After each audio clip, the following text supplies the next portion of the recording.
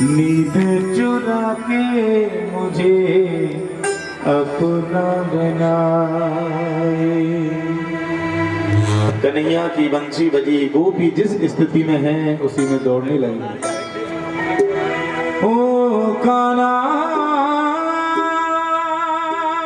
तेरी बांसुरी नींद चुराए, नींद चुरा के मुझे अपना बनाए, नींद चुरा के मुझे अपना बनाए।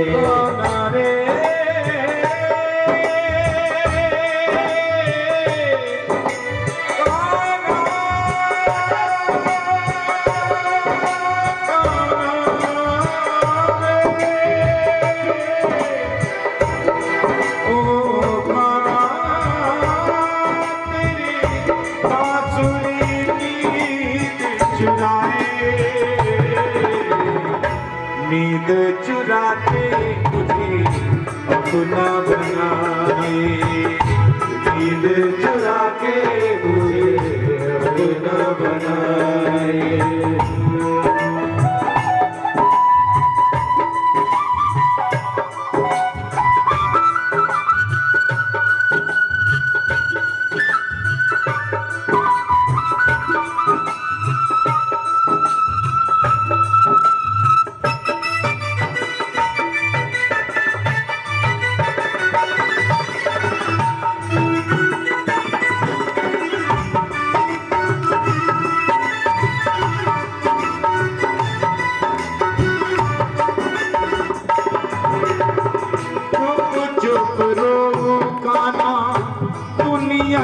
से चोरी टूट न जाए मेरी प्रीत की डोरी।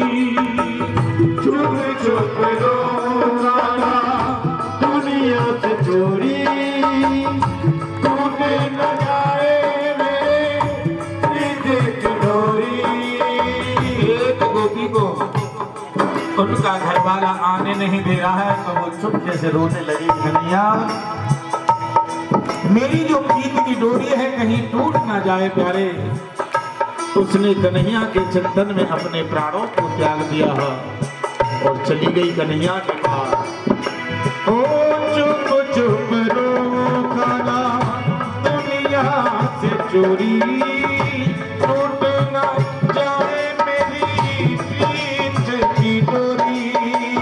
चुप चुप रो खाना दुनिया से चोरी टूट न जाए कहीं प्रेम की डोरी। उन्हें मांगर भर आए तेरी याद सताए रे, उन्हें मांगर भर आए रे तो तेरी याद सताए रे। हो खाना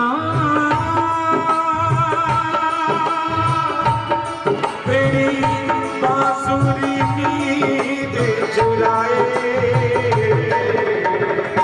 नींद चुरा के मुझे अपना बनाए, नींद चुरा के मुझे अपना बनाए, नींद चुरा के मुझे अपना बनाए।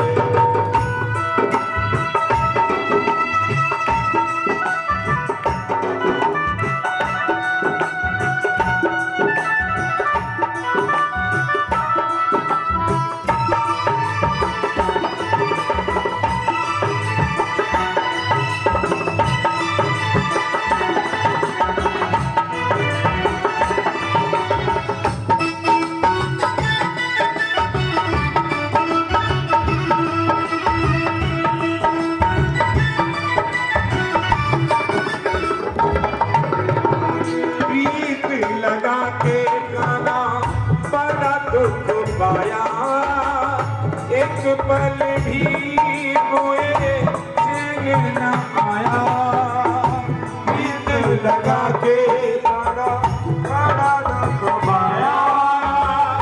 एक पल भी मोए चैन न आया। कहते हैं कन्हैया से जब से प्रेम किया है तो पल भर भी चैन नहीं है। की नैना मिला कर किया दिल को जख्मी,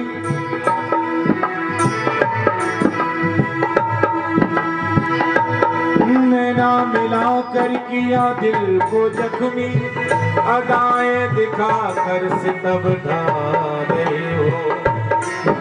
हे वफाओं का क्या खूब बदला लिया श्याम, तड़पता हुआ छोड़ कर जा रहे हो। प्रीत की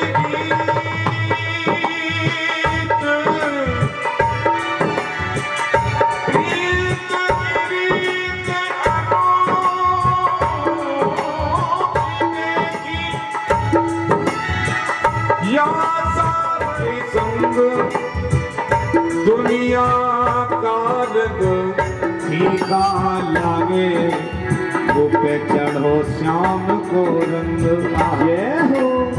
वो भी कह रही है कि एक बार कन्हैया से जो नजरें मिल जाती हैं तो दुनिया का रंग फीका लगने लगता है। वही कहते हैं यहाँ प्रीत लगा के खाना बड़ा दुख पाया, एक पल भी मोए चैन न आया। प्रीत लगा के कहा बड़ा दुख पाया, एक पल भी मुझे चैन न आया। जिया राम घबराए रे, पल पल याद सताए रे। जिया राम घबराए रे, याद सताए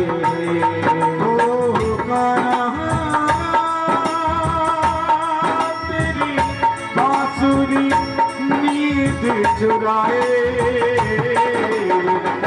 नींद चुरा के मुझे खुदा बनाए, नींद चुरा के मुझे अपना बनाए, नींद चुरा के मुझे अपना बनाए, नींद चुरा के मुझे अपना बनाए।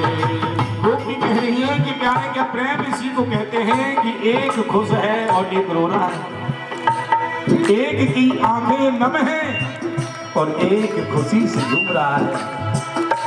क्या प्रेम इसी को कहते हैं, एक हंसता है एक रोता रहे। क्या प्रेम इसी को कहते हैं, एक हंसता है एक रोता रहे। भव सागर में हम डूब गए, खाते रहे कहते हैं कि प्रेम तुमसे किया फिर भी हम उस भवसागर में डूब के गोते खा रहे हैं। कि नैनों से नैना मिले नैन हो गए बाबुरे। एक बार अगर बिहारी जी के नैनों से नैन मिल जाते हैं तो फिर दुनिया को देखने का मन नहीं होता है प्यारे। कि नैनों से नैना मिले नैन हो गए बाबुरे, दिन रात ये नैना तरस रहे तेरे मिलन को सांवरे। भक्त तुम्हारा काला तुमको पुकारे, तरस दिखा दो मेरी आंखों के तारे। भक्त तुम्हारा काला तुझको पुकारे, तरस दिखा दे मुझको जगाए। जीवन बीता जाए रे, पल पल याद सताए रे। जीवन बीता जाए रे, तेरी याद सताए रे। ओ काना तेरी बांसुरी नींद चुराए, नींद चुरा के मुझे अपना बनाए, नींद चुरा के मुझे अपना बनाए, नींद चुरा के मुझे अपना बनाए, नींद चुरा के मुझे अपना बनाए, नींद चुरा के मुझे अपना बनाए। तेरी बांसुरी नींद चुराए, नींद चुरा के मुझे अपना बनाए, नींद चुरा के मुझे अपना बनाए, नींद चुरा के मुझे अपना बनाए, नींद चुरा के मुझे अपना बनाए।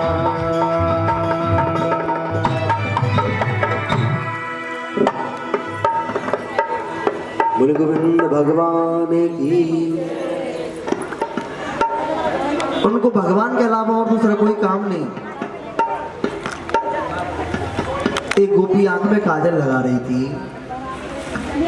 और एक आंख में काजल लगाया और जैसे ही प्रभु ने मुरली बजा दी तो दूसरी में नहीं लगाया और चल दी भगवान से मिलने को। वो गोपी एक गोपी के पति को भोजन परोस रही थी। अब मुरली सुन ली, परिस्थिति ये बनी, पति ने कहा कि दाल में नमक कम है और उससे नहीं मालूम उसने डाल दी शक्कर और चल दी प्रभु से मिलने को। आज एक गोपी को ताले में बंद कर दिया। उस गोपी ने कहा तुम्हें शरीर से प्रेम है ना, इस शरीर पर शहद लगाओ, शक्कर लगाओ, इस शरीर को चाट लेना, लेकिन मैं कृष्ण के बिना नहीं रह सकती हूँ, मुझे तो भगवान की प्राप्ति चाहिए। उसने अपना सूक्ष्म रूप लिया और सबसे पहले पहुंच गई भगवान के पास। अब भगवान मुरली बजा रहे हैं और मुझे याद कर रहे हैं। अब जिधर नजर डाल रहे हैं गोविंद, उधर से लाखों गोपियां आ रही हैं, जिधर नजर डाला उधर से गोपियां चली आ रही हैं। तो मेरे गोविंद स्वागत करने लगे। स्वागतम वो महाभागा,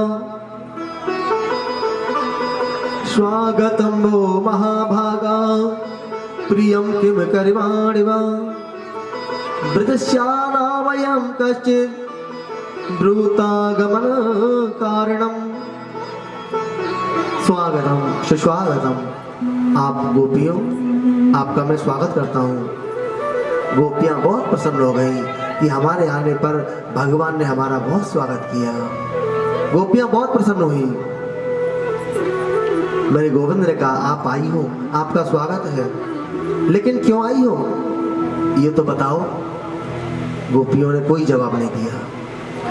गोपियां बोली अब क्या बताएं आपको, सबको छोड़ करके हम आपके पास चली आई और आप हमसे पूछ रहे हो। मेरे गोविंद बोले ये रात्रि का चंद्रमा नहीं देखा है ना, अब तुमने ये चंद्रमा देख लिया कैसा प्रकाशित कर रहा है इस वन को। अब तुमने दर्शन कर लिए ना, अब तुम जाओ, जाकर के अपनी पतियों की सेवा करो। जाओ, नारी का यही धर्म है कि अपने पति की सेवा करे। आचार्य सुखदेव जी बोले परीक्षित, परमात्मा पहले तो जीव को अपने पास बुलाता है, फिर उसकी परीक्षा लेता है कि ये भक्त कच्चा है या पक्का है। उसकी परीक्षा अवश्य लेते हैं भगवान। भगवान ठोक पीट करके देखते हैं कि ये कैसा है, कि ऐसा तो नहीं है बीच में ही भक्ति मार्ग को छोड़ करके चले जाए। भगवान बोले प्रेम से जय श्री राधे। भगवान कहानी सुनाने लगे, गोपियों को बताने लगे प्रेम से जय श्री राधे। तो भगवान ने क्या कहा, एक पतिव्रता नारी थी। भगवान ने कहा एक पतिव्रता नारी थी और पतिव्रता नारी में बड़ी शक्ति होती है। घर के कार्य में व्यस्त थी, पति पति देव बेचारे बाहर से आए और कहने लगे कि मेरे सर में दर्द हो रहा है, मेरे सर में दर्द है, थोड़ा सर में मालिश कर दो, उसको दबाओ अच्छे से। अब पत्नी अपने पति की सेवा करने लग गई, सर दबाने लगी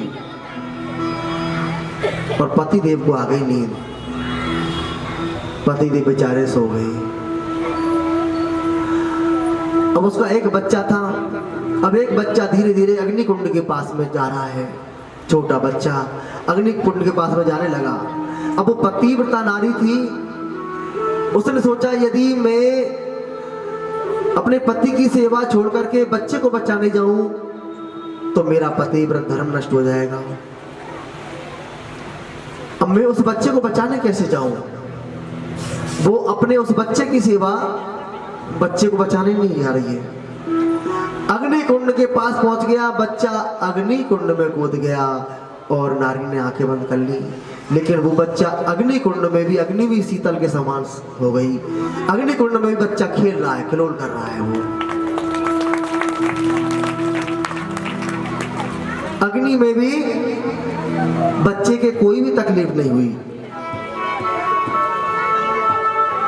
भगवान बोले कि देवी गोपियों, पतिव्रता नारी में इतनी बड़ी शक्ति होती है। जो पतिव्रता नारी है ना, उसका तप बहुत होता है, इसलिए अग्नि चंदन के समान शीतल हो गई। जाओ, पतिव्रत धर्म बताया है, सबसे पहले यही है कि तुम अपने पतियों की सेवा करो। पति चाहे कैसा भी हो, लेकिन उसकी सेवा करनी चाहिए। अपना पति चाहे कैसा भी हो, वो देवता है, उसकी सेवा करिए। और पत्नी कहते पति को भी अपनी पत्नी का बहुत ज्यादा सम्मान करना चाहिए, ताकि ये सम्मान से ही तो भगवान प्रसन्न होते हैं। जहाँ नारियों की पूजा होती है वही देवता विराजमान होते हैं। जहाँ नारियों का सम्मान नहीं, नारियों की पूजा नहीं, तो वहाँ कहते हैं वहाँ देवता भी। जहाँ लक्ष्मी है वही नारायण है, वहाँ नारायण है वही लक्ष्मी है। इसलिए एक दूसरे के लिए हमेशा तैयार रहना चाहिए। आज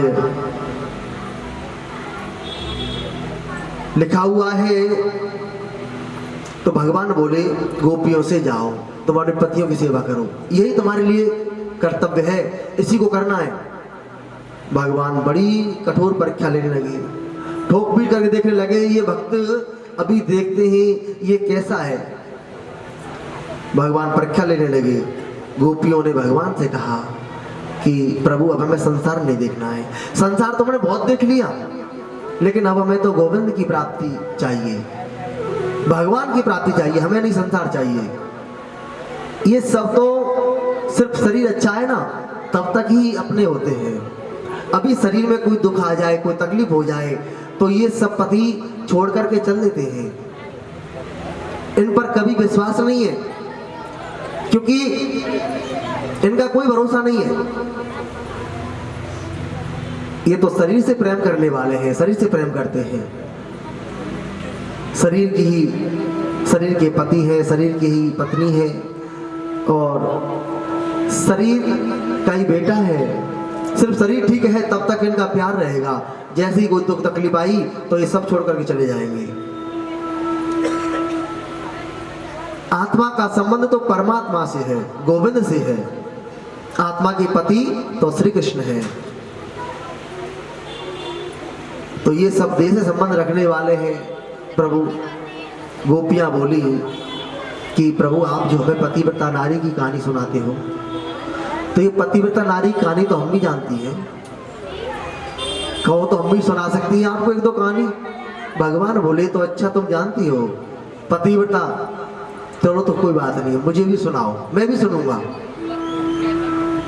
गोपियां बोली सुनो भगवान, आप जो कह रहे हैं ना पतिव्रता नारी के बारे में, एक पतिव्रता नारी थी और अपने पति की सेवा बहुत करती और पति के बिना नहीं रह सकती थी।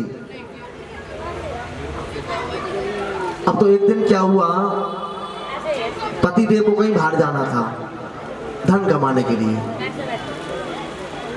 अब पति देव आए, पति देव अब अपनी पत्नी से बोले कि मुझे बाहर जाना है, विदेश में जाना है, कुछ धन कमाने के लिए जाना है। पत्नी कहती है कि मैं तुम्हारे बिना कैसे रहूंगी। अब बताओ, मैं तो नहीं रह सकती हूँ, मैं तो तुम्हारी सेवा करती हूँ, तुम्हारी पूजा करती हूँ, मैं कैसे रहूंगी। तो पति ने अपनी एक मूर्ति बना करके अपनी पत्नी को दे दी और कहा कि ये मूर्ति को मैं समझ लेना और इसकी सेवा करते रहना। अब पत्नी कह रही है ठीक है। अब पत्नी ने पतिदेव की मूर्ति ले ली और पतिदेव चले गए बाहर धन कमाने के लिए और पत्नी अपनी मूर्ति की सेवा करने लग गई। उसको गीले कपड़े से पोंछ देना, भोग लगा देना, हमेशा उसकी मूर्ति की सेवा करने लगी रहती थी। मुख्य द्वार को बंद कर लिया और मूर्ति की सेवा कर रही है। अब 1.5 वर्ष के बाद में उनके पति आ रहे हैं।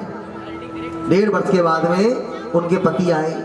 वो पति आकर के दरवाजा खटखटाने लगे कि देवी दरवाजा खोलो, कुंडी खोलो, दरवाजा खोलो। पति देव बेचारे 1 घंटे तक दरवाजा खटखटाते रहे, लेकिन पत्नी उस मूर्ति की सेवा करने लग रही है, दरवाजा खोलने नहीं गई। तो गोपियां बोली भगवान आप ये बताइए कि उसको जाकर के दरवाजा खोलना चाहिए या नहीं खोलना चाहिए। प्रेम सुनो जय श्री राधे। भगवान बोले अरे देवी गोपियों ये भी कोई पूछने वाली बात है। जब वो पतिदेव दरवाजे पे आ गए तो तुरंत दरवाजा खोलना चाहिए, उनका स्वागत करना चाहिए।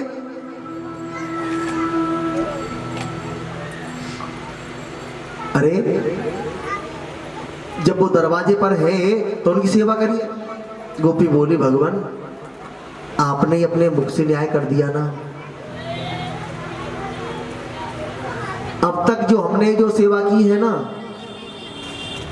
भगवान बोले सच्चे पति आगे झूठे पति की सेवा करने से क्या फायदा है, मूर्ति की सेवा करने से क्या फायदा है। जब सच्चे पति दरवाजे खड़े उनका स्वागत कीजिए। गोपियां बोली प्रभु आपने अपने मुख से न्याय कर दिया। अब तक जो हमने सेवा की है ना वो मिट्टी के पतियों की सेवा की है, भगवान की सेवा नहीं की है। आत्मा के सच्चे पति तो परमात्मा होते हैं। आत्मा के सच्चे पति परमात्मा है, भगवान है, गोविंद है, उनकी सेवा करनी चाहिए। आज भगवान बोले गोपियों ये प्रेम की बातें सब करते हैं, लेकिन प्रेम का प्रतीक तो मैंने तुमसे ही जाना है। वास्तव तुम तो प्रेम की साक्षात मूर्ति हो। अब मैं तुम्हारे ऋण से ऋण नहीं हो सकता हूं।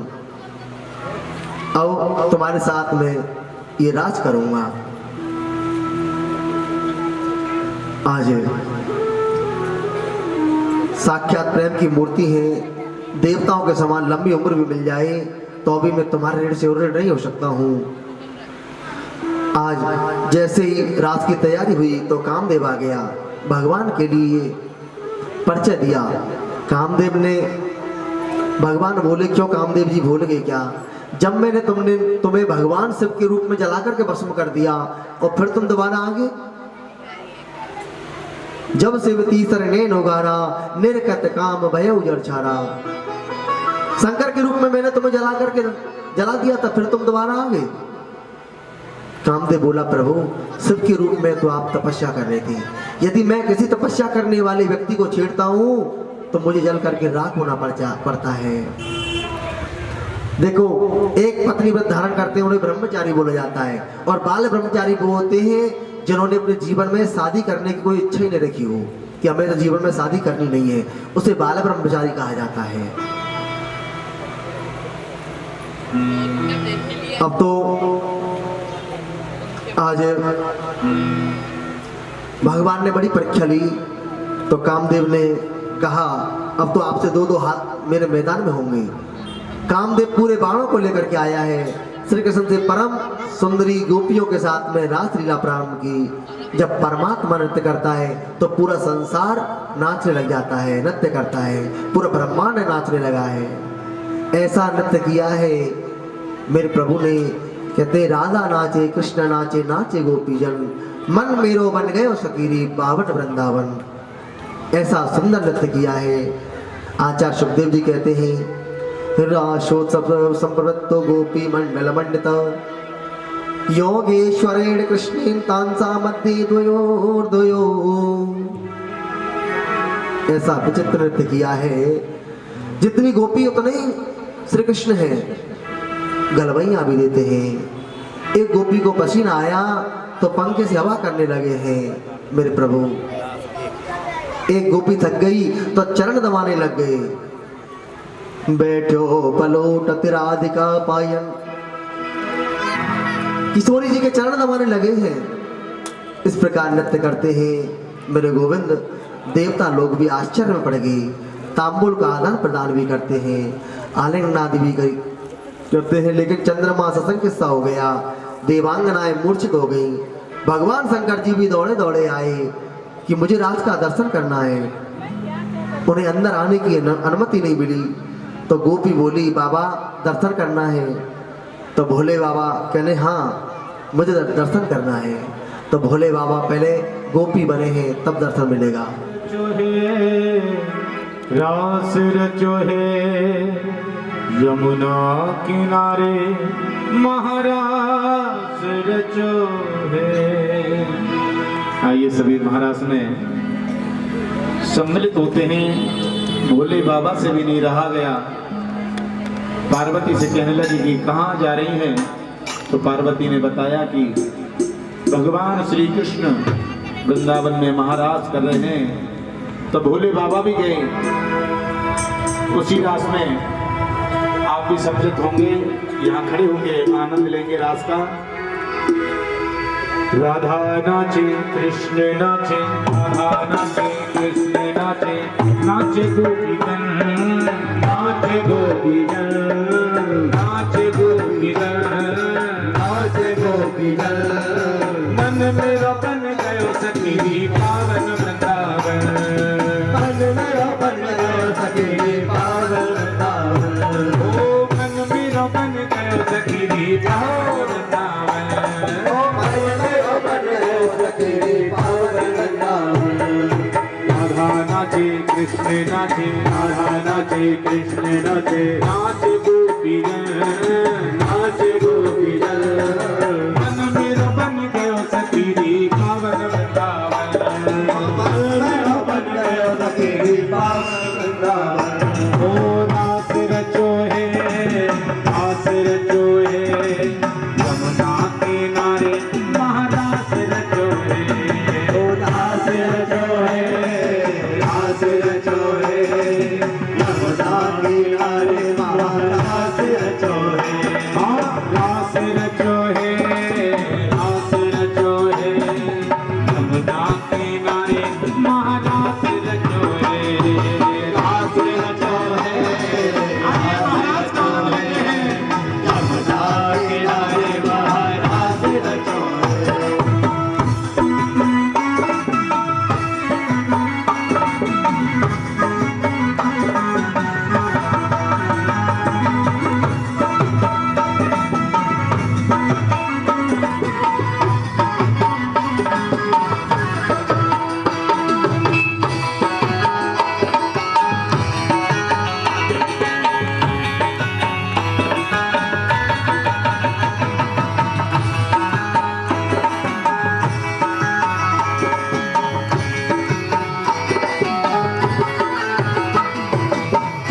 नाचे सूरज नाचे, नाचे सूरज नाचे, नाचे सूरज नाचे, नाचे सूरज नाचे, नाच तारा नाच तारा। मन मेरा बन गयो सखी पावन वृंदावन, ओ मन मेरा बन गयो सखी पावन वृंदावन। ओ मन मेरा बन गयो सखी पावन वृंदावन, मन मेरा बन गयो सखी पावन वृंदावन। ओ नाच रचो है यमुना किनारे महाराज रचो है। रास रचो है, रास रचो है यमुना किनारे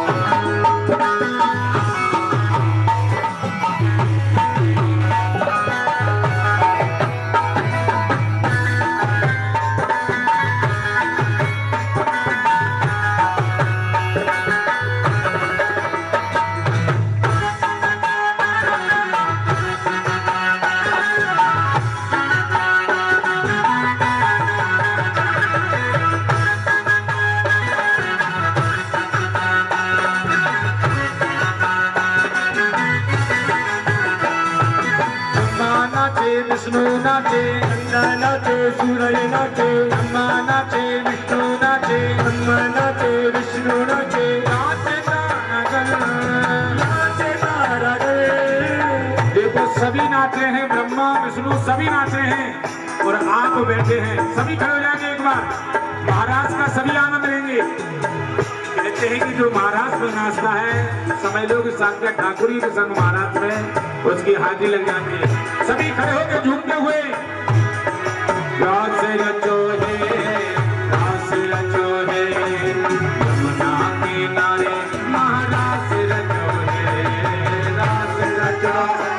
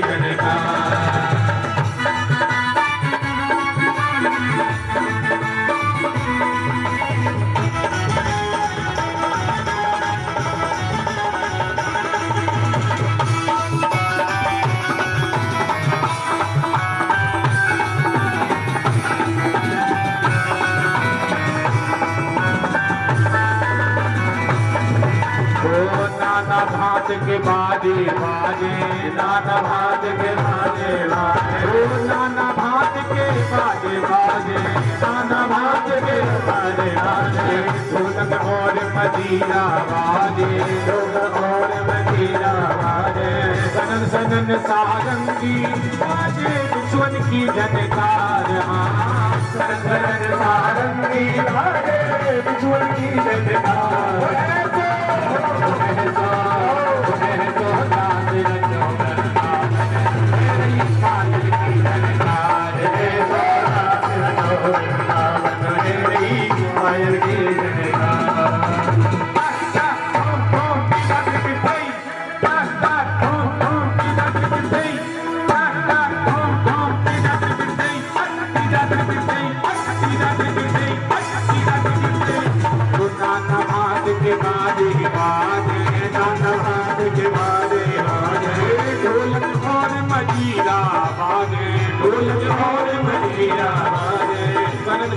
सारंगी बाजे, दुश्मन की झनकार,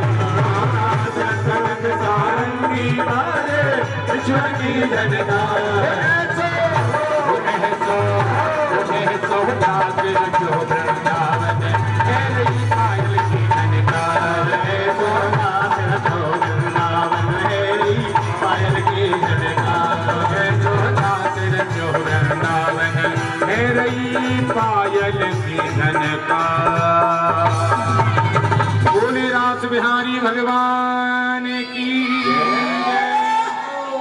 जय श्री राधे श्याम। शशांक जी, इनके लिए जोरदार ताली बजाओ।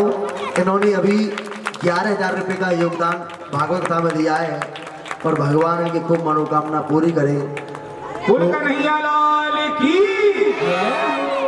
देखो 11,000 किसी ताली नहीं है ये। अरे जोर से बजाने।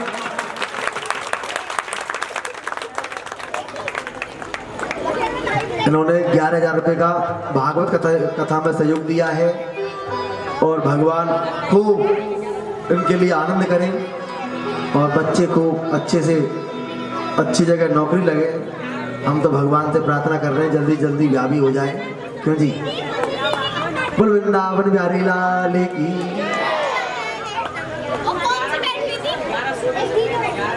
तो ऐसे ही कहते हैं ये भागवत कथा है, इसमें थोड़ा बढ़ चढ़ करके भाग लेना चाहिए।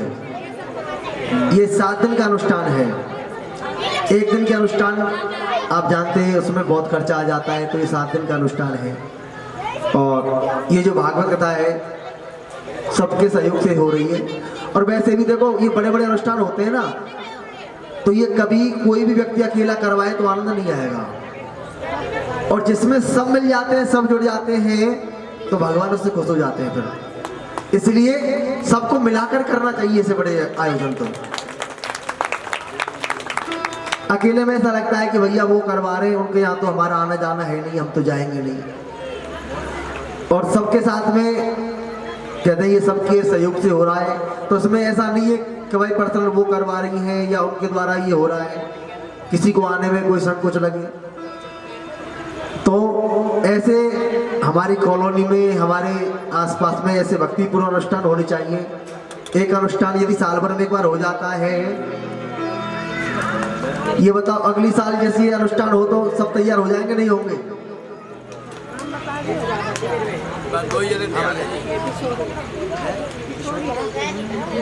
ये मैया के लिए ताली बजाओ। 200 रुपये का किशोर जी के नाम से योगदान आया है और भगवान की खूब कृपा बनी रही सभी भक्तों के ऊपर।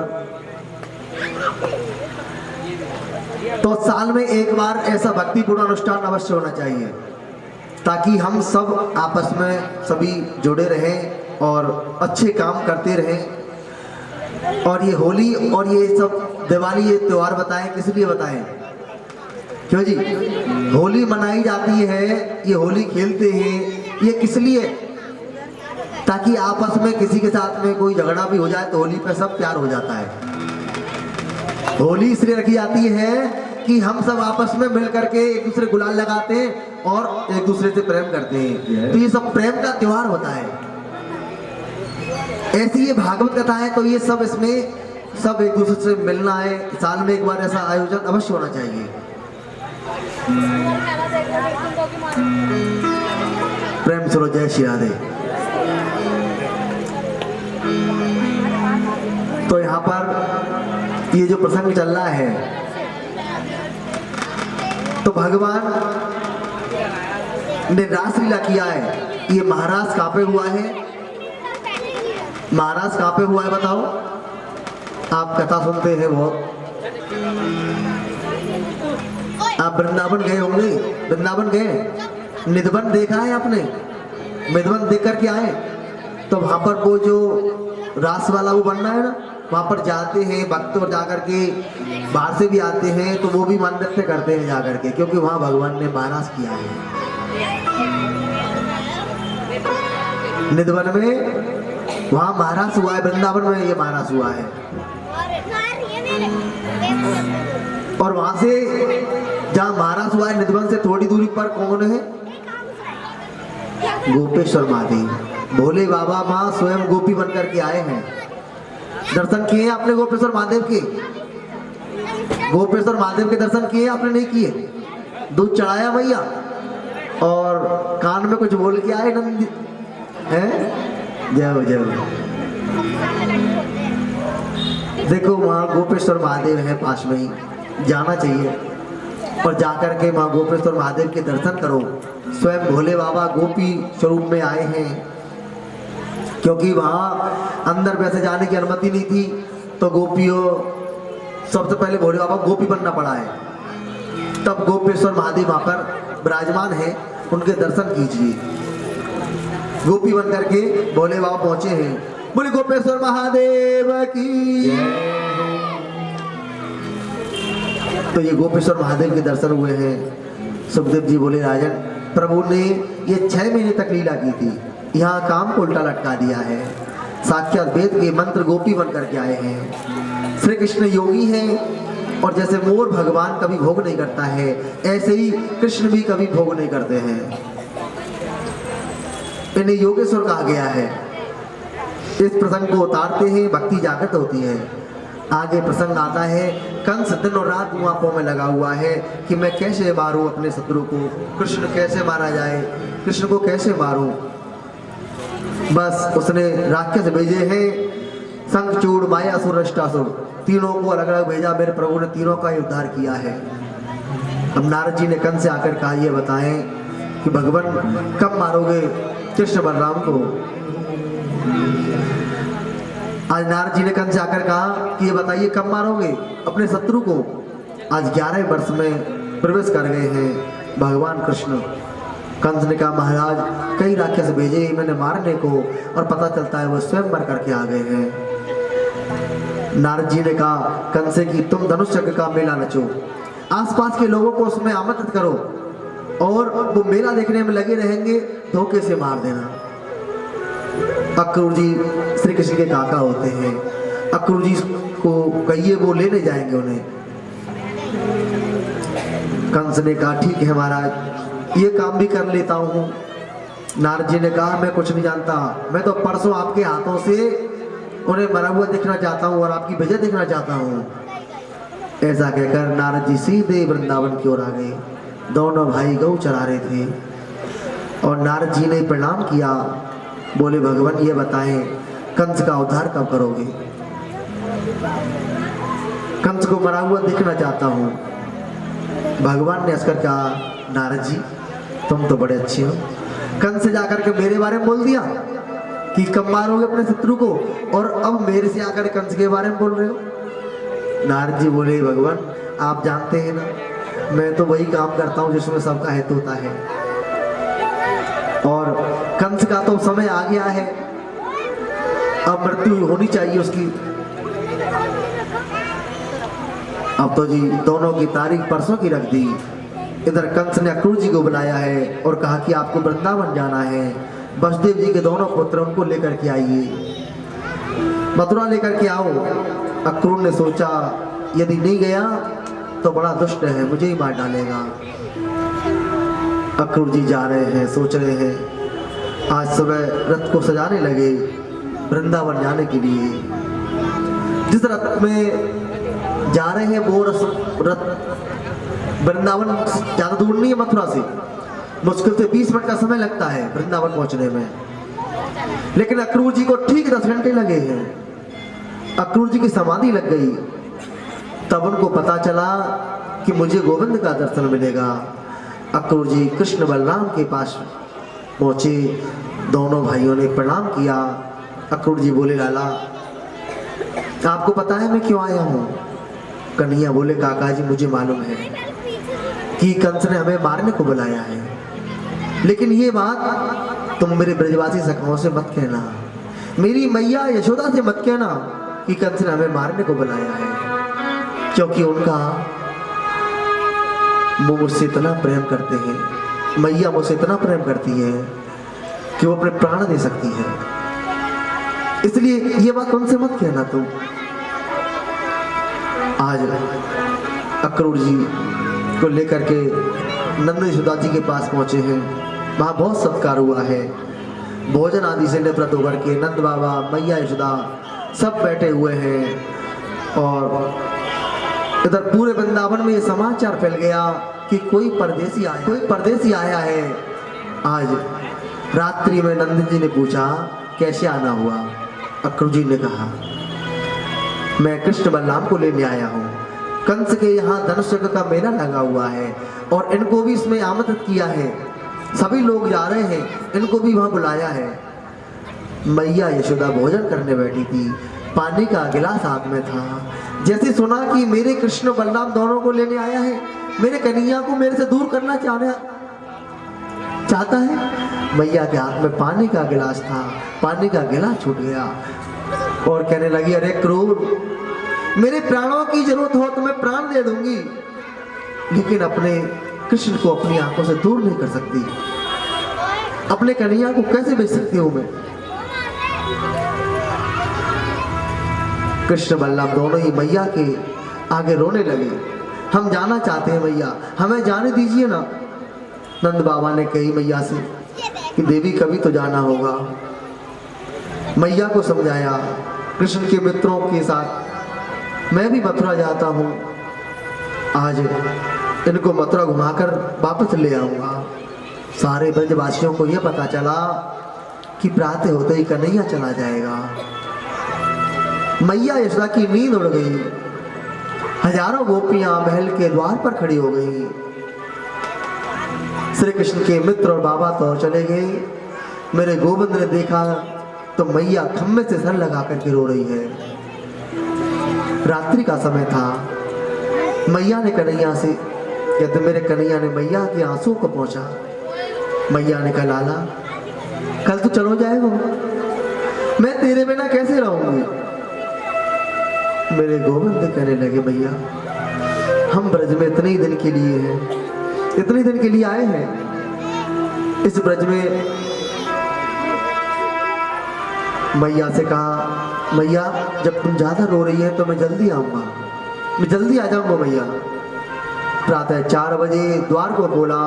लाखों गोपियां मुख्य द्वार पर खड़ी हैं। किशोरी जी भी है। अब राधा जी रथ को कहते हैं, अक्रूर जी रथ को सजा रहे हैं। गोपियां हल्कियों से रो रही है। गोपियों ने कहा, अरे अक्रूर, हमें तो लगता है कि तुम ही यहाँ ऐसा बनकर के आए हो, हमारे जो कृष्ण बलराम है दोनों को हमारी आंखों से दूर करना चाहते हो। गोपियां श्री कृष्ण से बोली, लाला जाना है तो रथ को हमारे ऊपर से लेके जाना, चले जाना। मेरे गोविंद बोले, देवियों मैं आपको प्रणाम करता हूँ। देवताओं के समान लंबी उम्र मिल जाए तो भी मैं आपके ऋण से ऋण नहीं हो सकता हूँ। किशोरी जी को समझाया कि आगे की लीला भी करनी है, कृपया जाने की अनुमति प्रदान करें। जैसे गोपाल प्रणाम करके रथ में चलने के लिए तैयार हो रहे थे, मैया यशोदा महल से दौड़ती रोती बिलखती हुई आ रही है। अरे लाला, मई कहते हैं कृष्ण बलराम दोनों मैया के हमको पहले पट गए। मैया क्या बात है, काहे को रो रही हो मैया? मैया ने अपने आंसुओं से भगवान को नहला दिया। इतने जोर से रोने लगी। मैया बोली, मोकू तो आज पता चलो है कि तुम मेरे लाला नहीं हो, तुम मेरे पुत्र नहीं हो, तुम तो देवकी नंदन हो, तुम वसुदेव नंदन हो। लेकिन तुमसे मैं एक निवेदन करती हूँ लाला, मैंने तो कबू प्यार नहीं करो। मैं कितनी निष्ठुर हूँ, मैंने कभी भी तुझे प्यार नहीं किया। एक मिट्टी की मटकी फोड़वे के बदले मैंने तुझे उखल से बांध दियो। लाला अब तू जा बात है, जब मथुरा में जाएगा मत सोचेगो, ये बात कभी याद मत करियो। मैं तुमसे ये निवेदन करती हूँ। भगवान कहने लगे, मैया मैं सब कुछ भूल सकता हूँ लेकिन तुम्हारे प्रेम को नहीं भूलूंगा। तुमने मुझे कितना प्रेम किया है, इतना कोई भी नहीं कर सकता है। सजन सकारे जाएंगे, सजन सकारे जाएंगे, नैन मरेंगे रोए, बितना ऐसी रहने कर, बिना ऐसी रहने कर, भोरी कबहू नहीं होए, भोरी कबहू नहीं होए। मथुरा को न जाओ कन्हैया, तेरी रोबे यशोदा मैया। मथुरा को न जाओ कन्हैया, तेरी रोबे यशोदा मैया। मथुरा को न जाओ कन्हैया, तेरी रोबे यशोदा मैया। मथुरा को न जाओ कन्हैया, तेरी रोबे यशोदा मैया। तेरी रोबे यशोदा मैया। तेरी रोबे यशोदा मैया। तेरी रोबे यशोदा मैया। तेरी रोबे यशोदा मैया। मथुरा को न जाओ कन्हैया, तेरी रोबे यशोदा मैया। मथुरा को न जाओ कन्हैया, तेरी रोबे यशोदा मैया।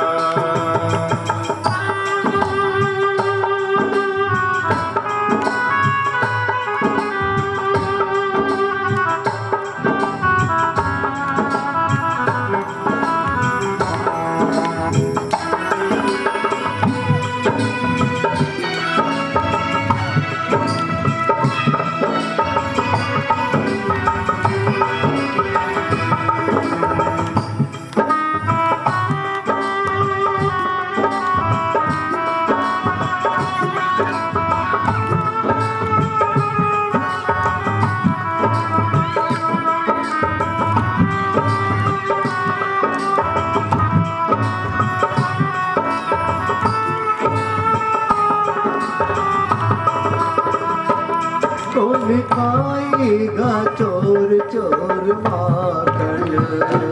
कौन खाएगा चोर चोर माखन?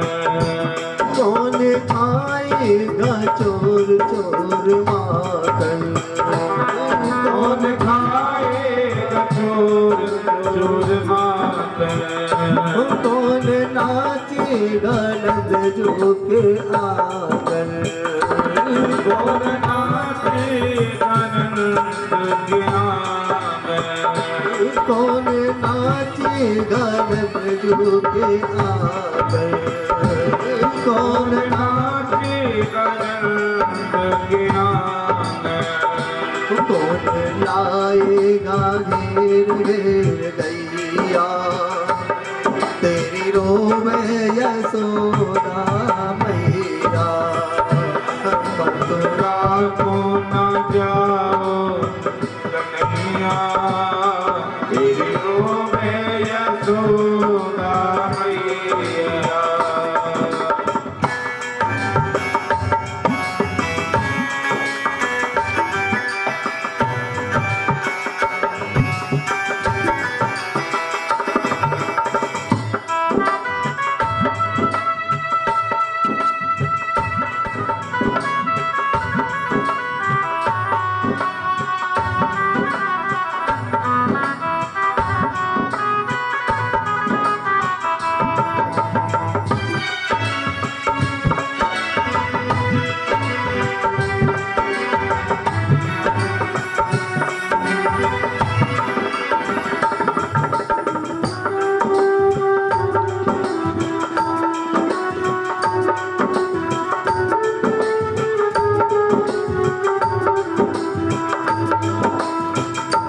तेरे बिन राधा कैसे जिएगी? तेरे बिन राधा कैसे जिएगी? तेरे बिन राधा कैसे जिएगी? तेरे बिन राधा कैसे जिएगी? तेरी यादों में रो रो मरेगी, तेरी यादों में रो रो मरेगी, तेरी यादों में रो रो मरेगी, तेरी यादों में रो रो मरेगी। तो कैसे जिएंगे ग्वाला भैया, तेरी रोवे यशोदा मैया। मथुरा को न जाओ कन्हैया, तेरी रोवे यशोदा मैया। न जाने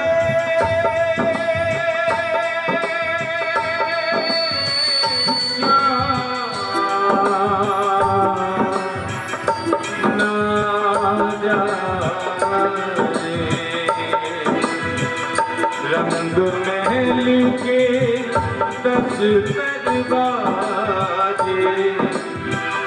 रंग महल के 10 दरवाजे, ना जाने ये कौन सी खिड़की खुली थी, सैया ने कस गए मैं ना डरी थी, सैया ने कस गए मैं ना डरी थी। सिर को झुकाए मैं वहाँ पे खड़ी थी, तो झुकाए मैं तो वहाँ पे खड़ी थी, सैया ने कस गए मैं ना डरी थी, सैया ने कस गए मैं ना। गोपियाँ कहती है कि कन्हैया जा तो रहे हो, लेकिन यहाँ ब्रज का सा आनंद और ब्रज का सा प्रेम नहीं मिलेगा।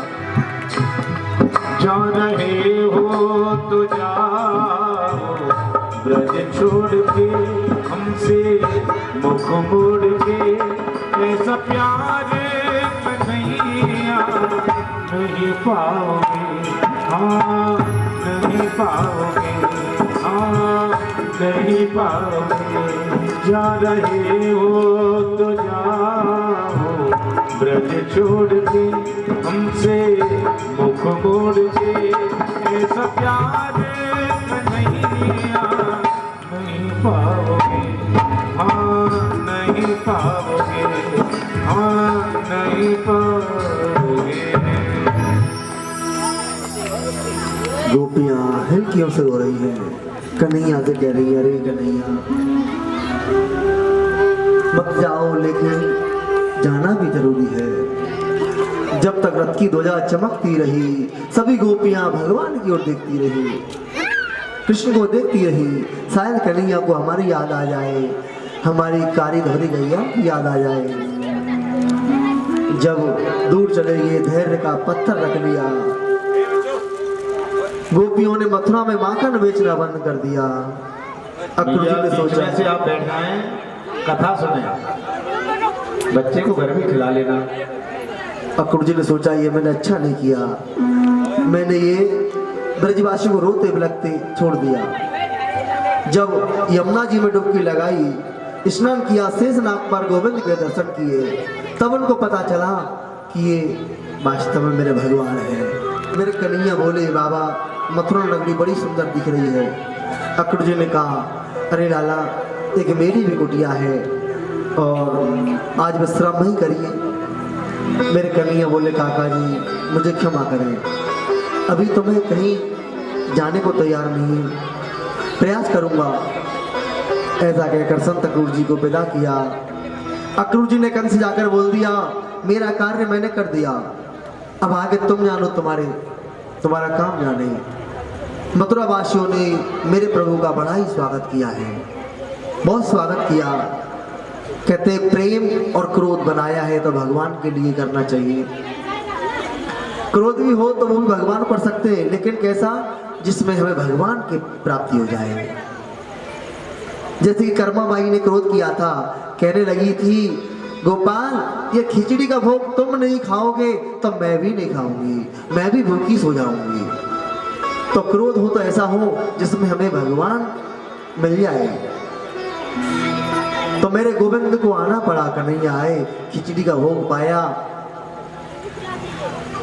व्यर्थ में कभी क्रोध नहीं करना चाहिए। आज कंस ने मना किया कि कोई भी स्वागत नहीं करेगा, लेकिन मथुरा वासियों ने बहुत ही स्वागत किया है मेरे कन्हैया का। कन्हैया बाबा की आज्ञा ले रहे थे तो बाबा बोले, लाला कि यहाँ तुम काऊ से कछु बोल देंगे गांव भाषा, अरे सारे कहाँ से आए हुए सारो, तुमने ऐसे शब्द बोल दिए तो ये शहर है, शहर में तो सब बरो मान जाए बात को। कन्हैया बोले, हम ऐसे कोई से नहीं बोलेंगे। आज कह रहे कि हम इसमें घूम करके आते हैं, मथुरा नगरी में घूम करके आएंगे। मथुरा में बहुत ही सम्मान मिल रहा है। कृष्ण बलराम दोनों भाइयों का बहुत स्वागत हुआ है। भगवान श्री कृष्ण की उम्र 11 वर्ष 55 दिन की है और जब मथुरा में भ्रमण करने लगे हैं, सब सखा बोले, लाला अब देखो कितना सम्मान हमारा हो रहा है और ये शहर है और हम कंस मामा के पास जा रहे हैं तो वहां पर कितना सम्मान होगा, बहुत अच्छी दावत मिलेगी हमको।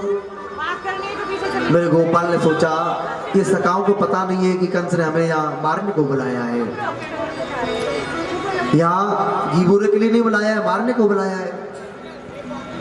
तो भगवान श्री कृष्ण एक धोबी के पास पहुंचे हैं। उन्होंने बहुत प्रेम से राम राम करी, लेकिन उसने राम राम स्वीकार नहीं किया।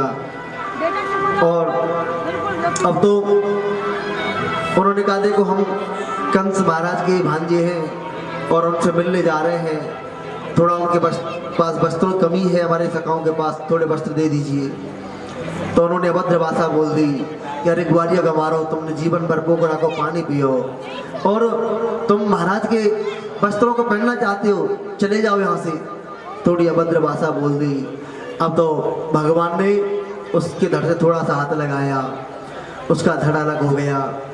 सब भागने लगे कि देखो भागो भागो, पूतना मारने वाला आ गया, शक्टासुर मारने वाला आ गया। अब तो सब भाग गए, सभी ने वस्त्र पहन लिए। अब बेचारे सखा हैं, 3.5 हाथ के वस्त्र हैं, 15 हाथ के बड़े लंबे लंबे वस्त्र, चमकीले चमकीले पहन तो लिए। अब चल रहे हैं तो सड़क साफ होती जा रही है। अब बोले, अरे लाला ये तो ऐसे लग रहे हैं जैसे मंगेनू है, हम किसी से मांग करके लेके आए हैं, अब क्या करें। उसके बाद भगवान एक दर्जी के घर पधारे हैं, उसने वस्त्रों को ठीक किया है और सुदामा नाम के माली ने सबको माला पहनाई है, उसको भक्ति का वरदान दिया है। उसके बाद एक माता चंदन का कटोरा लेकर के जा रही थी। मेरे कन्हैया ने पूछा, ए सुंदरी जी, ये चंदन कहाँ लेकर के जा रही हो, और थोड़ा अच्छा लगे तो उसको हमें भी लगाई। भगवान उससे कहा, ए सुंदरी जी। उसने मुड़ करके देखा। भगवान ने पूछा, तुम्हारा परिचय क्या है। उसने कहा, अरे मेरे से किसी ने पहली बार सुंदरी कहा है, मुझे लोग बाग तिवक्रा बोलते हैं, कुब्जा बोलते हैं, मेरी 3 जगह से कमर टेढ़ी है, मेरा नाम सौरेंद्री है। अब तो भगवान ने उससे कहा, तो उस माता ने सभी के चंदन लगाया है, खुशबूदार चंदन जो कंस को बहुत प्रिय लगता था, वो चंदन भगवान के लगाया, ग्वाल वालों के लगाया, सबके लगाया है। तो भगवान ने उसकी थोड़ी से 3 उंगली लगाई, उसको विश्व सुंदरी बना दिया है। भगवान इसके ऊपर कृपा कर देते हैं, उसको अच्छा बना देते हैं, उसका शरीर ठीक हो गया और भगवान ने उसको इतना अच्छा बना दिया। तो भगवान की कृपा जिस पर हो गई, कृपा का मतलब मैंने आपको बताया था, मनुष्य कर्म करता है तो उसको फल अवश्य मिलता है। इसीलिए आपका प्रेम भगवान से होना चाहिए। चाहे कैसी भी नगरी में रह रहे हो, चाहे दिल्ली में रह रहे हो, लेकिन यहाँ भी अपना भगवान से प्रेम जरूर रखना है। भगवान से ये प्रार्थना करनी है, भगवान अगली बार मुझे ब्रज में जन्म दे दे, वृंदावन में दे दे, चाहे ब्रज 84 कोश में कहीं भी मिल जाए, लेकिन ब्रज में जन्म हो जाए। ऐसी भगवान से प्रार्थना करनी चाहिए। लेकिन ये सब भगवान की कृपा होती है, इसलिए भगवान का नाम अवश्य लेना चाहिए। बोल बाल कृष्ण भगवान की। मेरे गोविंद ने उस पर बहुत कृपा की और बहुत ही सुंदर उसको बना दिया है। अब भगवान कंस के यहाँ धनुष चक्र में पधारे हैं। बाएं हाथ से मेरे प्रभु ने धनुष को उठाया और उसके 3 टुकड़े कर दिए हैं। कुबलिया पीड़ हाथी को मार दिया और जो धनुष तोड़ेगा, शिव जी का धनुष था, वो कंस तो मैं नहीं छोड़ेगा। अब तो कंस को अपनी सवारी गधे पर दिखाई दे रही है कि मुझे गधे पर बैठा कर घुमाया जा रहा है, पूरे मथुरा में भ्रमण करवाया जा रहा है, क्योंकि मेरा काल आ गया। उसको डर लगने लगा कंस को, क्योंकि धनुष टूट गया, अब उसकी मृत्यु निश्चित है। अब कंस को भय हो गया, नींद नहीं आ रही है, स्वप्न दिखाई दे रहे हैं। सभी राक्षसों को मारते हुए मेरे प्रभु कंस के पास पहुंचे हैं। कंस के पास पहुंचे, मेरे गोपाल ने कंस के केस पकड़े, जैसे कि कंस ने पकड़े थे मैया यशोदा देवकी के जो केस पकड़े थे, उसी प्रकार से भगवान ने पकड़ लिए कि देखो अदले का बदला तो होता ही है, तुमने जैसा किया है ना उसी का दंड तो तुमको मिलना है। दंड उसी का मिलता है, जैसा हमने किया है उसी प्रकार से दंड भोगना पड़ता है। किसी के संग में अच्छा कर्म करोगे तो अच्छा फल मिलेगा, बुरा करते हैं तो बुरा ही पाते हैं। इसलिए भगवान किसी का उधार नहीं छोड़ते, थोड़ा समय लग जाता है लेकिन भगवान जरूर देते हैं उसके लिए। अच्छे के साथ में अच्छा मिल जाता है और बुरे को बुरा ही मिल जाता है। इसलिए जीवन में याद रखो, ये सब हमने जितना ऊंचा बॉल को फेंकते उतना कहते नीचे ही आएगी, वो जाएगी नहीं। ऊपर का दुख अपने ऊपर ही आएगा। इसलिए तो जैसा हमने किया वही भोगना है। तो भगवान ने कंस का भी उद्धार किया है। बोल बाल कृष्ण भगवान की। लोग के मन में बड़ा आनंद हुआ। कंस के 4 भाई थे, उनका भी उद्धार किया है। अब तो कंस की पत्नी जब रुदन करने लगी तो गोविंद ने आत्मा उपदेश दिए, आत्मा के प्रति उन्हें जागृत किया है। कंस की पत्नियों ने श्री कृष्ण का हृदय से स्वागत किया। नाना उग्रसेन को राजगद्दी पर अभिषिक्त किया है। आज मेरे प्रभु ने अपने माता पिता को प्रणाम किया, दोनों को बंधन से मुक्त किया है। भगवान ने मथुरा में राज्य नहीं किया है, राज्य तो द्वारका में किया था।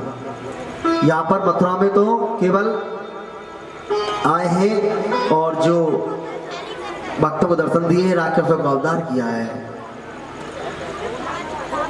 तो यहाँ पर अपने नाना को ही राजगद्दी दी थी। भगवान ने मथुरा में राज्य ने किया। गोविंद का जनेऊ संस्कार भी हुआ। पिताजी ने गुरुकुल में विद्या अध्ययन के लिए भेजा, पढ़ने गए हैं, सभी विद्याओं को पढ़ा है। वहीं सुदामा जी के साथ में मित्रता हो गई और पुत्र को यमपुरी से ला करके प्रदान किया। पंचन नाम के राक्षस को मार करके मेरे कहते प्रभु पंचन नाम का शंख प्राप्त किया और सुदामा को गले लगा कर बोले कभी मेरी मथुरा नगरी भी आना। सुदामा जी ने कहा जरूर प्रयास करूंगा। तो आज मेरे प्रभु का जब मथुरा में मन नहीं लगा है तो एक उनके साथ में बहुत बड़े ज्ञानी है उद्धव जी, यदुवंशों के मंत्री हैं, बृहस्पति के शिष्य हैं, ज्ञानियों में श्रेष्ठ हैं उद्धव जी। उद्धव जी को अपने ज्ञान का बड़ा अभिमान है, बहुत अभिमान। लेकिन आप याद रखना भगवान अभिमानी को नहीं मिलेंगे, क्योंकि अभिमान को दूर करने के लिए तो बहुत सी लीलाएं की है प्रभु ने। उद्धव जी को भी बड़ा अभिमान हो गया था, क्योंकि वो ज्ञान का अभिमान था। और प्रेमियों के साथ में देखो भगवान खूब खेले कूदे, बड़ा आनंद लिया उन्होंने। तो भगवान उद्धव जी का ज्ञान दूर करने के लिए एक ये उद्धव जी का प्रसंग आज सुखदेव जी बोले राजा बड़ा ही अभिमान था। वैसे तो उद्धव जी को भगवान ने बताया है कि मैं किशोरी जी के बिना रह नहीं सकता हूँ, किशोरी जी हमारे साथ रहती है हमेशा। बोले सच्चे दरबार की जय। वर्ष वृंदावन में हरि लाल की जय। ज्ञान हमारा बताते हैं ज्ञानी को अभिमान हो जाए, अब अभिमान आ जाएगा, लेकिन प्रेमी को अभिमान नहीं आ सकता है, उसको अभिमान नहीं होगा। तो आज भगवान उद्धव जी को ये ज्ञान कराना है, कहते हैं उनको याद दिलाना चाहते हैं कि जिन गोपियों को वैसे समझ रहे थे उद्धव जी, और उन्होंने कितना भगवान से प्रेम किया है, और भगवान के लिए वो माखन जो निकालती थी भगवान के लिए निकालती थी कि हमारे ठाकुर जी का भोग लगे, भगवान का भोग लगे। और जैसे ही वहां पर दूध मिला है ना उनको, भगवान कृष्ण को, तो उनको भी मैया यशोदा की याद आने लगी कि बताओ, मैया यशोदा जैसा प्रेम तो मैंने दुनिया में कहीं नहीं देखा है। जितना प्रेम मैया यशोदा ने किया उतना प्रेम मुझे कहीं नहीं मिलता है। मथुरा में भी उनको उतना प्रेम नहीं मिला है, प्रेम उनको नहीं मिला मथुरा में। इसलिए उद्धव जी आए हैं कि इनका मथुरा में मन नहीं लग रहा है। उद्धव जी आए समझाने के लिए, शायद मैं इनसे बात करूं। आज उद्धव जी ने श्री कृष्ण को प्रणाम किया। उद्धव जी बोले, गोपाल क्या हमसे कोई गलती हो गई, क्या हमसे अपराध हो गया? इस बात को सुन करके गोविंद कहने लगे, ऊधो मोही ब्रज बिसरत नाई, ऊधो मोही ब्रज बिसरत नाही, हंस सुता को सुंदर कलरव और कुंजन की छाई, ऊधो मोहे ब्रज बिसरत नाही। हे उद्धव, मैं 1000 बार प्रयास करता हूँ लेकिन मैं ब्रज को भूल नहीं पाता हूँ। मैं खूब प्रयास कर रहा हूँ कि ब्रज को भूल जाऊँ, लेकिन ब्रज की याद हमेशा आती है मुझे कि जब ही सूरत आवे वासुक की, जब ही सूरत आवे वासुक की। हे उद्धव, ब्रज के सुख की स्मृति मुझे होती है तो मुझे लगता है कि मेरे प्राण सुरक्षित क्यों हैं। उद्धव जी, वो ब्रजवासी मुझे हर परिस्थिति में चाहते थे, मेरे साथ थे। माँ यशोदा से मैं झूठ बोल करके आया, मैं श्री कृष्ण ने भगवान ने माँ से कहा कि मैं परसों आ जाऊंगा, लेकिन बरसों बीत गए लेकिन अभी तक मैं गया नहीं हूँ। उद्धव जी, जब मुझे इतनी याद आ रही है तो वो मुझे कितनी याद करते होंगे। एक बार तुम वृंदावन जाओ, माँ यशोदा से मेरा समाचार सुनाओ, किशोरी जी से जाकर के मेरे बारे में बताना, समस्त प्रेमी जनों को मेरे बारे में बताना। उद्धव जी ने टेढ़ी नजर से भगवान को देखा, अरे वारे वाह गोविंद, तुम्हें याद आ रही है? वारे गोपाल, बता तुम्हें भी याद आ रही है? पर ब्रह्म को याद आ रही है, और वो भी मैं जाऊँ माँ, मुझे इतना ज्ञान है, मैं जानता हूँ सब कुछ, फिर भी मुझे, अरे मैं ज्ञानी वेदांती भाषा में उनसे कैसे बात करूंगा? क्या बोलूंगा उनसे? क्या समझेंगे बेचारे वो ग्वारिया गंवार। भगवान ने कहा, ओहो, बड़ा अभिमान है अपने ज्ञान का। अरे जिन गोपियों ने पर ब्रह्म को नचाया है उन्हें उद्धव ग्वालियर समझ रहा है, गंवार समझ रहा है। भगवान बोले, कोई बात नहीं उद्धव, जाओ तो सही, थोड़ी सी सरल भाषा में बोलने का प्रयास करना। उद्धव ने कहा, जैसी आपकी आज्ञा प्रभु, लेकिन 1 घंटे से ज्यादा रुकूंगा नहीं। भगवान ने कहा, तुम जाओ तो सही, 1 घंटे में आओगे या 10 घंटे में लौटोगे या 7 महीने में आओगे, ये तो सब आगे पता चलेगा। उद्धव जी ने श्री कृष्ण के मोर पंख को अपने मुकुट में लगा लिया है और श्री कृष्ण की कारी कमरिया को ओढ़ लिया, ताकि ब्रजवासी ये पहचान ले कि श्री कृष्ण ने हमें भेजा है, भगवान ने हमको भेजा है। रथ को सजाया, उद्धव जी वृंदावन को चले गए। ब्रजवासी तो बड़े दिनों से याद कर रहे थे कि कन्हैया जरूर आवे वो मेरो कन्हैया। जैसे रथ रुका है, ब्रजवासी रथ के पास में आ गए। उद्धव जी से कहा जय श्री कृष्ण। उद्धव जी ने कहा जय श्री कृष्ण, मैं उद्धव हूँ, मथुरा से आया हूँ, श्री कृष्ण ने मुझे भेजा है। माँ यशोदा के दर्शन कहाँ पर मिलेंगे? ब्रजवासी बोले उद्धव जी, ये जो जल दिखाई दे रहा है ना, ये कोई जल बहने वाला जल नहीं है, ये मैया यशोदा के नेत्रों का ही जल है। हमेशा याद करती रहती है, दिन और रात कन्हैया को याद करती रहती है। रोते रोते श्रवण शक्ति कमजोर हो गई है। मैया यशोदा, नंद बाबा, हजारों गोपी किशोरी जी सभी श्री कृष्ण को याद करती रहती हैं। ये सामने है, ये नंद रानी का महल है। सुखदेव जी कहते हैं परीक्षित, उद्धव जी ने जैसे महल में प्रवेश किया है, महल के कोने कोने से जय श्री कृष्ण, जय श्री कृष्ण, जय श्री कृष्ण की आवाज आ रही है। उद्धव जी देखते ही रहेंगे इस प्रेम को। सामने नंद रानी माला लेकर के बैठी है। उद्धव जी ने चरणों में प्रणाम किया, मैं प्रणाम करता हूँ। कहा मैं उद्धव हूँ, मथुरा से आया हूँ, मैं प्रणाम करता हूँ। उद्धव जी ने जाकर प्रणाम किया। यशोदा के हाथ से माला छूट गई। चिल्ला करके बोली, अरे धीरे बोल, मेरे लाला सो रहे हुए और वो जग जाएगा भाई, आगे नींद टूट जाएगी। कभी माखन मांगे, कभी चन्ना मांगे, कभी बहू मांगे, कभी कुछ मांगे। उद्धव जी ने कहा हे भगवान, जिसे तो मैं मथुरा में छोड़ के आया हूँ और मैया कहती है कि वो यही मेरे अंगना में सो रहा है। उद्धव जी का ज्ञान खिसक गया। मैया से बोले, मैया आप कहती हो कि गोविंद मोह को छोड़ के कभी नहीं जाए। उद्धव जी को लेकर के मैया पलना के पास में गई, धड़ाम से गिर पड़ी, रोती ही बोली, हे उद्धव, मैं कितनी पागल हूँ, मेरे लाला तो मुझे बरसों पहले छोड़ के चलो गए हो, लेकिन क्या करूं उद्धव, ये वही पलना है जिसमें मैं अपने लाला को सुलाती थी। दीवानी है वो प्रेम दीवाना,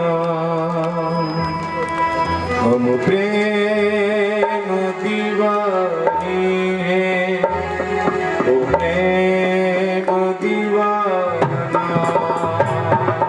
प्रेम दीवानी है वो प्रेम दीवाना।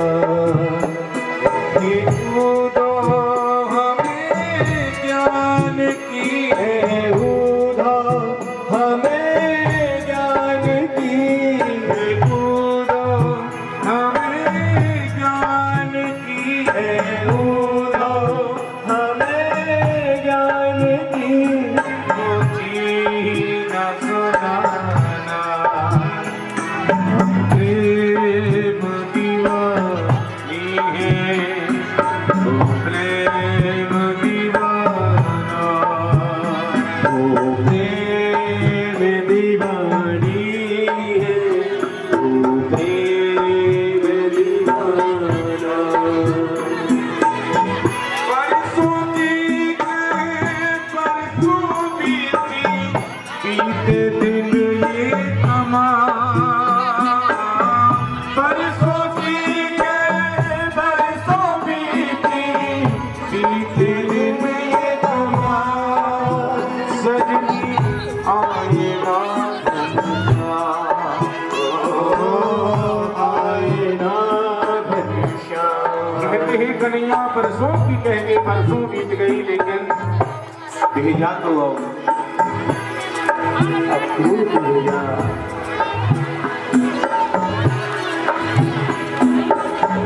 ऐसा निष्ठुर है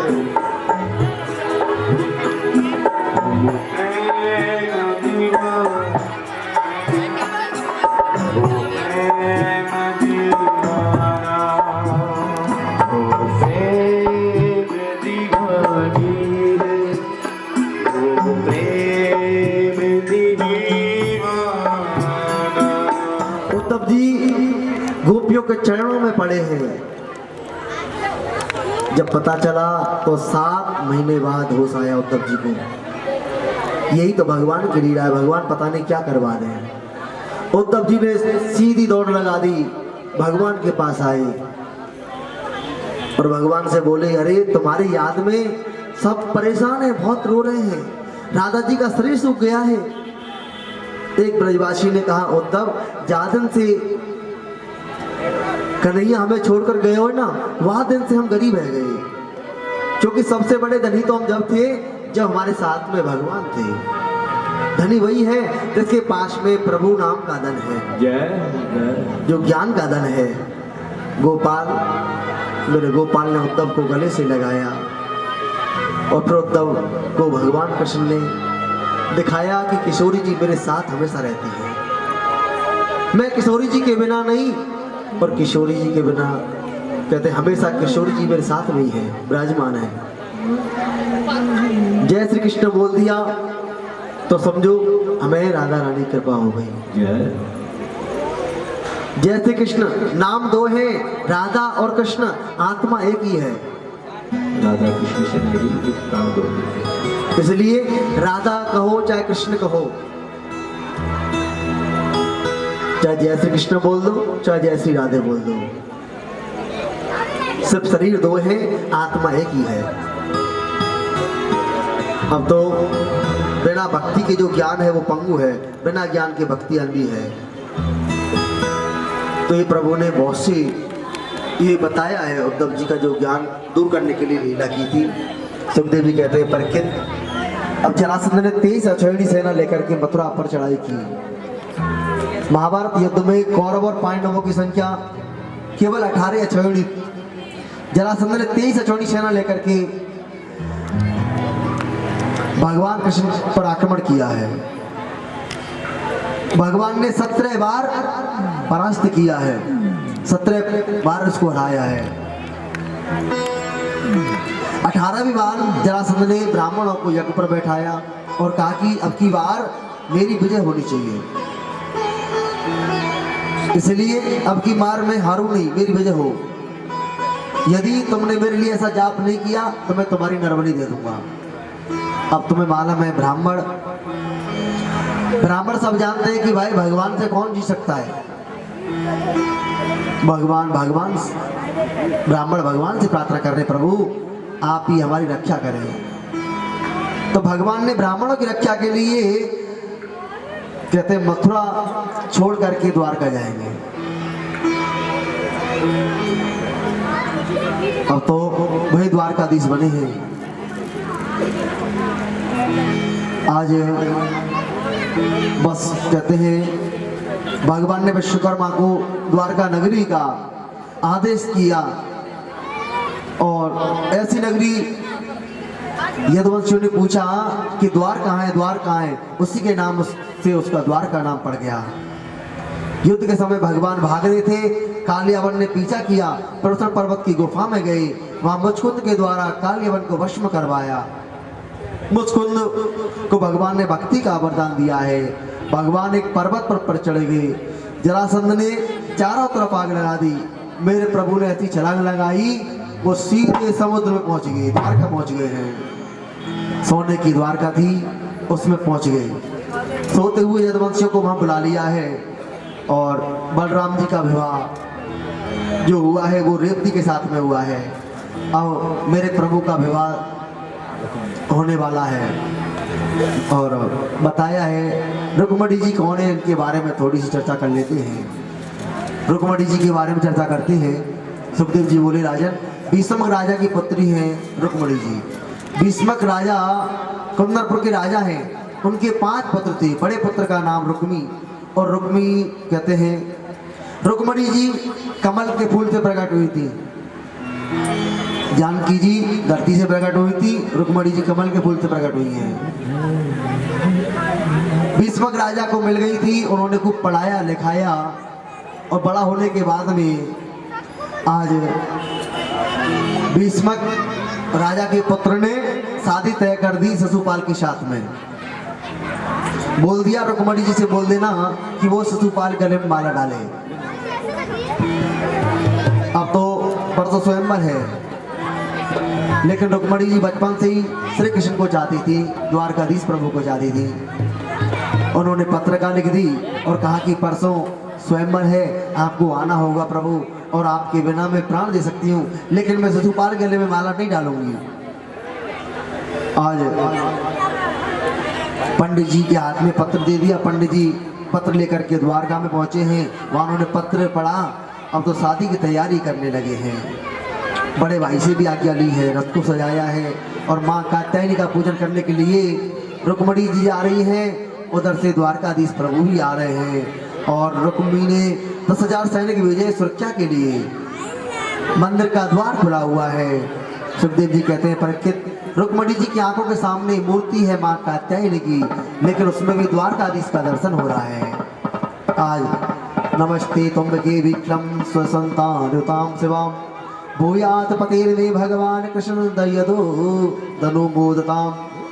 हे माँ कात्यायनी, आपके चरणों में मैं प्रणाम करती हूँ, मुझे क्या आशीर्वाद दे दो, पति रूप में कृष्ण प्राप्त हो जाए। बोलो द्वारकाधीश भगवान की। अब द्वारकाधीश प्रभु आए और रुक्मणी जी को भगा करके ले गए।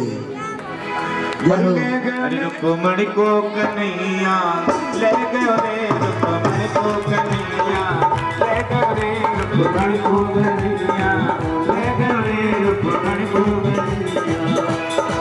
दूल्हा बन आए शिशुपाला, दूल्हा बन आए शिशुपाला, संग में उनके बाराती माला, संग में उनके बाराती माला।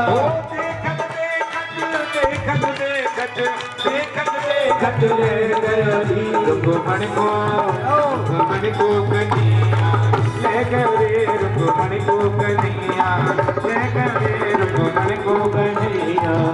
अरे रह गयो रह गयो रह गयो रह गयो रह गयो रह गयो रह गयो रह गयो रह गयो रह गयो रे कारे गो हर से पाल रड़ुआ रह गयो रे, शिशुपाल रड़ुआ रह गयो रे, शिशुपाल रड़ुआ रह गयो रे, रुक्मणी को कन्हैया ले गयो रे।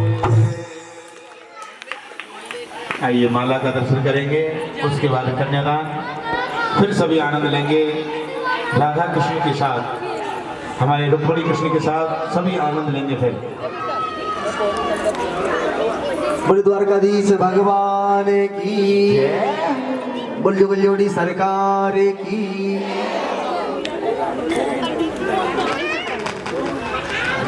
ओम हरि ओम स्वस्ति न इंद्रो वृद्धस्रवाः, स्वस्ति न पूषा विश्ववेदाः, स्वस्ति नस्तारक्षो अरिष्टनेमिः, स्वस्ति नो बृहस्पतिर्दधातुः। ओम मंगलम भगवान विष्णु मंगलम गरुड़ध्वज मंगलम पुंडरीकाक्ष मंगलाय तनोहरि। सभी कल आपके लिए लिफाफे दिए थे ना कन्यादान के लिए, तो जिन्होंने चढ़ा दिए और अपने हाथ में आर्यावर्तांग देशे नृदिल्ली कमल विहार कमालपुर ग्राम नामे सविस्तारे श्रीमद् भागवत प्रांगण सविस्तारे निकट यमुना तटे संवत्सरे 2082 संवत्सरे साखे 1947 साखे मासोत्तम मासे चैत्र मासे पक्षे शुक्ल पक्षे मुद्यामः अष्टमी को तिथियामः भाषांतरे मुखवासरे शनिवासरे अमकः गोत्रोत्पन्नमः। सभी अपना गोत्र उच्चारण कर लें, सभी अपना नाम उच्चारण कर लें अपने मन में। सह परिवार से सह कुटुंब से सुख शांति हेतु धन लाभ प्राप्ति लक्ष्मी प्राप्तार्थाय व्यापार वृत्तिर्मत्यार्थाय रुक्मणी विवाह कन्यादान निमित्तार्थाय वरः स्वरूपाय कृष्ण नाम निमित्तार्था मनोकामना सिद्ध्यर्थम पूर्ण फल प्राप्ति हेतु श्रुति स्मृति प्रणत फलकार्थम अहम संकल्पम करिष्ये। सभी आए एक एक करके और यहाँ थाली में कन्यादान छूटते जाएं। ओम मंगलम भगवान विष्णु मंगलम गरुड़ध्वज मंगलम पुंडरीकाक्ष मंगलाय स्तनो हरि कृष्णाय वासुदेवाय हरिः परमात्मने प्रणतक्लेशनाशाय गोविन्दाय नमो नमः।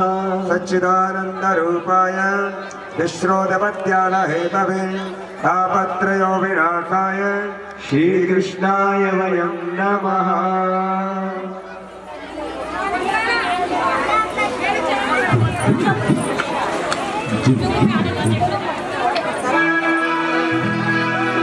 हर श्याम सुंदर की दुल्हन बना दो, हर श्याम सुंदर की दुल्हन बना दो, लगा दो मेरे हाथों मेहंदी, लगा दो मेरे हाथों में मेहंदी, लगा दो मेरे हाथों में मेहंदी, लगा दो मेरे हाथों में मेहंदी, लगा दो। श्याम सुंदर की दुल्हन बना दो, श्याम सुंदर की दुल्हन बना दो, लगा दो मेरे हाथों में मेहंदी, लगा दो मेरे हाथों में मेहंदी, लगा दो। सत्संग में मेरी बात चलाई, सत्संग में मेरी बात चलाई, सतगुरु ने मेरी कीनी सगाई, सतगुरु ने मेरी कीनी सगाई, सतगुरु ने मेरी कीनी सगाई, सतगुरु ने मेरी कीनी सगाई। मेरे माथे पे बिंदिया लगा दो, मेरे माथे पे बिंदिया लगा दो मेरे हाथों में मेहंदी, लगा दो मेरे हाथों में मेहंदी, लगा दो। श्याम सुंदर की दुल्हन बना दो, श्याम सुंदर की दुल्हन बना दो, लगा दो मेरे हाथों में मेहंदी, लगा दो मेरे हाथों में मेहंदी, लगा ऐसी बनो चूड़ी जो कबहू न टूटे, ऐसी बनो चूड़ी जो कबहू न टूटे, सबरू दूल्हा जो कबहू न रूठे, सबरू दूल्हा जो कबहू न रूठे। मेरी मुखियों से मांग भरा दो, मेरी मुखियों से मांग भरा दो, लगा दो मेरे हाथों में मेहंदी, लगा दो मेरे हाथों में मेहंदी, लगा दो मेरे हाथों में मेहंदी, लगा दो मेरे हाथों में मेहंदी, लगा दो।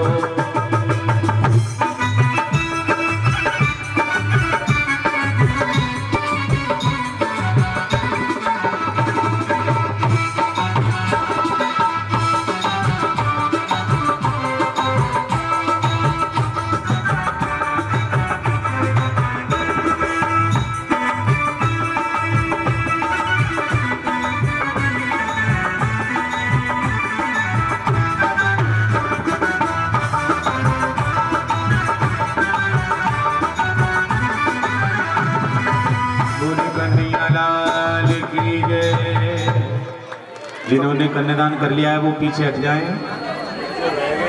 पीछे हट जाएं सभी। अब झांकी का दर्शन आपने किया है, अब नृत्य करेंगे, कृष्ण रुक्मिणी नृत्य करेंगे। क्यों आप लोग तो नाच नहीं रहे, वो अपनी शादी में अपने आप ही नाचेंगे, बाराती तो वैसे ही हैं।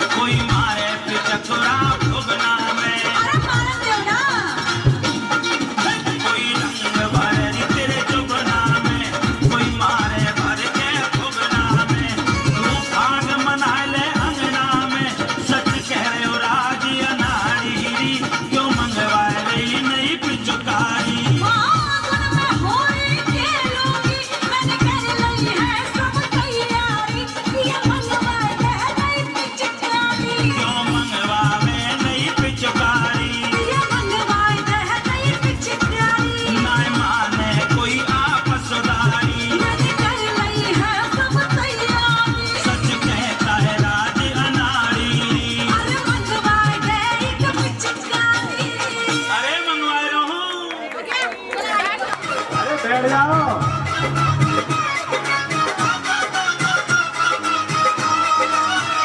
मैं तो भानु बाबा के दिन जाऊंगी, मैं तो भानु बाबा के दिन जाऊंगी।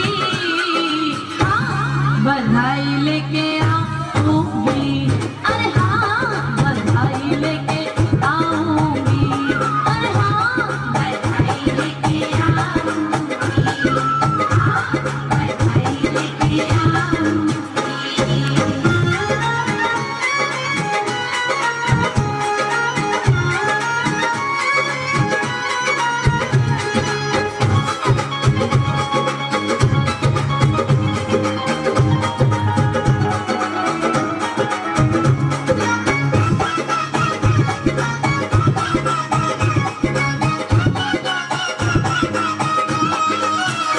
मैंने सुना है वहाँ लाली भई है, मैंने सुना है वहाँ लाली भई है, लाली भी जग से निराली भई है, लाली भी जग से निराली भई है।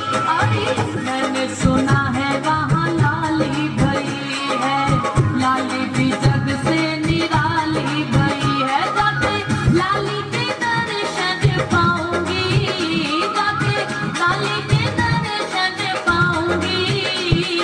हाँ बधाई लेके आऊंगी, अरे हाँ बधाई लेके आऊंगी, हाँ बधाई लेके आऊंगी। मैं तो भानु बाबा के दिन जाऊंगी, मैं तो भानु बाबा के दिन जाऊंगी। हाँ बधाई लेके आऊंगी, अरे हाँ बधाई लेके आऊंगी, बधाई लेके आऊंगी, हाँ बधाई लेके आऊंगी।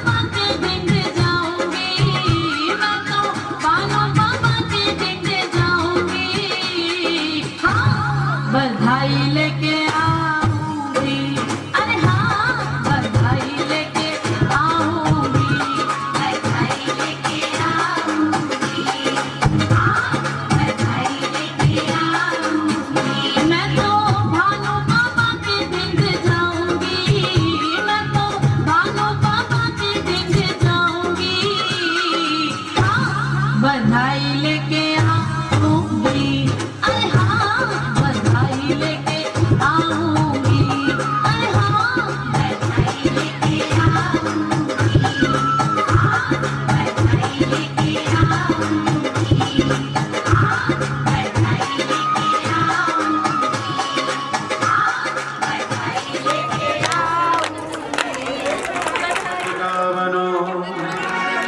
बनो लाल को भेष, श्री राधा वल्लभ लाल की सखी दौड़े आरती रे। ओ प्रीतम प्यारे जो की आरती उतारो हे गली, प्रीतम प्यारे जो की आरती उतारो हे गली। आनंद जो के लाल ब्रस भान की लली, आनंद जो के लाल ब्रस भान की लली। ओ प्रीतम प्यारे जो की आरती उतारो हे गली, प्रीतम प्यारे जो की आरती उतारो हे गली। मोरे मुकुट तेरे शीश पे सोहे, मोरे मुकुट तेरे शीश पे सोहे। प्यारी ही बंसी मन में न मोहे, प्यारी बंसी मन में न मोहे। बंसी पे बल बल जाऊं हे गली, बंसी पे बल बल जाऊं हे सखी। ओ प्रीतम प्यारे जो की आरती उतारो हे गली, प्रीतम प्यारे जो की आरती उतारो हे गली। चरणों से प्रगटी है गंगा प्यारी, चरणों से प्रगटी है गंगा प्यारी। सुने सारी दुनिया सारी, सुने सारी दुनिया सारी। चरणों में तन मन मारू हे गली, चरणों में तन मन मारू हे सके। ओ प्रीतम प्यारे जो की आरती उतारो हे गली, प्रीतम प्यारे जो की आरती उतारो हे गली। श्री हरदास के प्यारे तुम हो, श्री हरदास के प्यारे तुम हो। भगवन के रखवारे तुम हो, भक्तन के रखवारे तुम हो। युगल छवि पे बल हारी गली, युगल छवि पे बल हारी है सके। प्रीतम प्यारे जो की आरती उतारो हे गली, प्रीतम प्यारे जो की आरती उतारो हे गली। प्रीतम प्यारे जो की आरती उतारो हे गली, प्रीतम प्यारे जो की आरती उतारो हे गली। हे कर्पूर गौरम करुणावतारम संसार सारम उद्गीतारम सदा वसंतम हृदयारविंदे भवं भवानी शेषं नमामि। त्वमेव माता च पिता त्वमेव बन्धो च सखा त्वमेव, त्वमेव वेदा द्रविणं त्वमेव, त्वमेव सर्वं मम देवदेव, त्वमेव सर्वं मम देवदेव, त्वमेव सर्वं मम देवदेव। जान रे हरि का नाम थोड़ा थोड़ा, लेते जाना रे हरि का नाम थोड़ा थोड़ा, थोड़ा थोड़ा थोड़ा थोड़ा थोड़ा लेते जाना रे, लेते जाना रे हरि का नाम थोड़ा थोड़ा, लेते जाना रे हरि का नाम थोड़ा थोड़ा। अरे राधे राधे गाओ अपने घर को जाओ, राधे राधे गाओ अपने घर को जाओ।